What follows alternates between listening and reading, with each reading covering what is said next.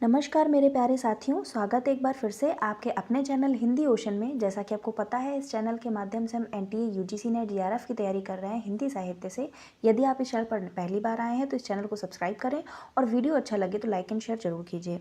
आज हम कुछ प्रमुख कथनों के ऊपर दृष्टि डालेंगे जो आपके एग्जाम पॉइंट ऑफ व्यू से बहुत इंपॉर्टेंट है। तो चलिए शुरू करते हैं। आज का जो हमारा पहला कथन है वो आचार्य हजारी प्रसाद द्विवेदी का है, साहित्य सहचर से।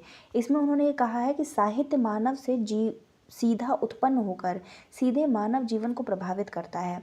साहित्य में उन सारी बातों का जीवंत विवरण होता है जिसे मनुष्य ने देखा है, अनुभव किया है, सोचा है और समझा है। किसने कहा है? आचार्य हजारी प्रसाद द्विवेदी का कथन है, साहित्य सहचर रचना से। आगे बढ़ते हैं। मैं कविता को जीवन तक पहुंचने की सबसे सीधी और सबसे छोटी राह मानता हूँ। यह मस्तिष्क नहीं, हृदय की राह है।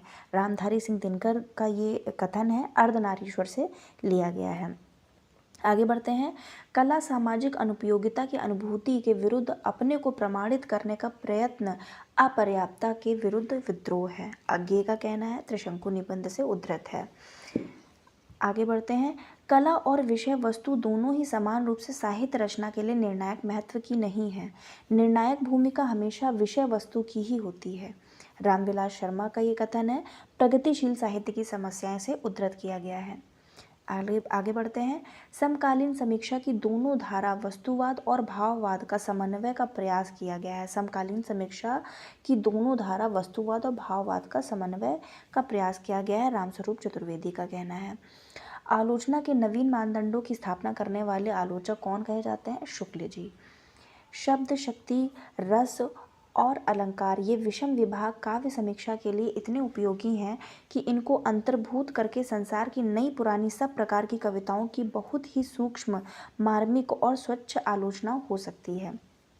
आचार्य शुक्ल का कथन है, काव्य में अभिव्यंजनावाद से ये उद्धृत है। नेक्स्ट, शुक्ल जी का आदिकाल वास्तविक मध्यकाल है। हिंदी जनपदों के इतिहास का सामंत काल है। वीर गाथा काल रीतिकाल का प्रथम उत्थान है। पूर्व मध्यकाल रीतिकाल रीतिवाद का द्वितीय उत्थान है। रामविलास शर्मा का कहना है, हिंदी जाति की समस्या से लिया गया है। आगे बढ़ते हैं। आचार्य हजारी प्रसाद द्विवेदी के समर्थक आलोचक हैं डॉक्टर नामवर सिंह। सौंदर्य कोई निरपेक्ष वस्तु नहीं, उसका निर्माण भी तो कलाकार की अपनी भावनाओं और धारणाओं के आधार पर ही होता है। डॉक्टर नगेंद्र का कहना है, आलोचक की आस्था से लिया गया है। भक्ति आंदोलन एक जातीय और जनवादी आंदोलन है। रामविलास शर्मा, भारत की भाषा समस्या से लिया गया है। नेक्स्ट, कला की विषय वस्तु न वेदांतियों का ब्रह्म है, न हेगल का निरपेक्ष विचार। मनुष्य का इंद्रिय बोध, उसके भाव, उसके विचार, उसका सौंदर्य बोध कला की विषय वस्तु है। ये रामविलास शर्मा का कथन है, आस्था और सौंदर्य से। नेक्स्ट, जीवन एक विस्मयकर विभूति है और मानवीय संबंध और भी विस्मयकर है। ये किसका कथन है? अज्ञेय का है, आत्मनेपद से लिया गया है। नेक्स्ट, फ्रायडवाद के मनोवैज्ञानिक से प्रभावित आलोचक कौन माने जाते हैं? नगेंद्र। आगे बढ़ते हैं। केशव को कवि हृदय नहीं मिला था, उनमें वह सहृदयता और भावुकता ना थी जो एक कवि में होनी चाहिए। आचार्य शुक्ल का कहना है, हिंदी साहित्य का इतिहास से ये कथन लिया गया है।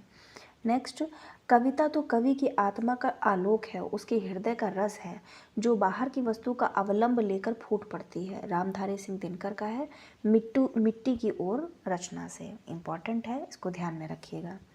नेक्स्ट, साहित्य वस्तुतः मनुष्य का वह उच्छलित आनंद है जो उसके अंतर में अटाए नहीं अट सकता था। हजारी प्रसाद द्विवेदी का कथन है, ज्ञान शिखा से लिया गया है। नेक्स्ट, मनुष्य की सीमित बुद्धि के बाहर मानव के चेतन तत्व से संबद्ध ज्ञान की सीमा से परे कोई भी शक्ति है जिसे समस्त सृष्टि शासित करती है। भगवती चरण वर्मा, साहित्य के सिद्धांत तथा रूप से लिया गया है। नेक्स्ट, सौंदर्य को हम वस्तुगत गुणों व रूपों का ऐसा सामंजस्य कह सकते हैं जो हमारे भावों में साम्य उत्पन्न कर हमको प्रसन्नता प्रदान करे तथा हमको तन्मय कर ले। सौंदर्य रस का वस्तुगत पक्ष है। इम्पॉर्टेंट कथन है, बाबू गुलाब राय का है, सिद्धांत और अध्ययन से। तो ये थे हमारे कुछ कथन।